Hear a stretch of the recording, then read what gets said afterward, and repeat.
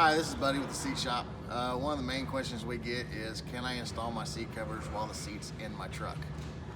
No. It's a whole lot easier just to take them out. It might look easy, but trust me, it's not. You've got 4 bolts, maybe 1, 2 wires to unhook.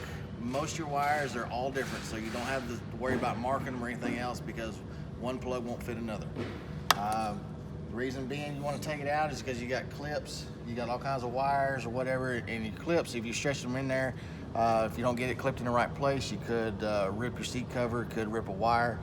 You also have clips that are real hard to get to, like here. This is on the inside, so if you've got a console and you try to reach that clip up in there to get to it, you're not going to make it. So take the 5 or 10 minutes it is to take the seat out of the truck before you put the cover on it. Otherwise, you might have an extra hour and a half, 2 hours on install to do.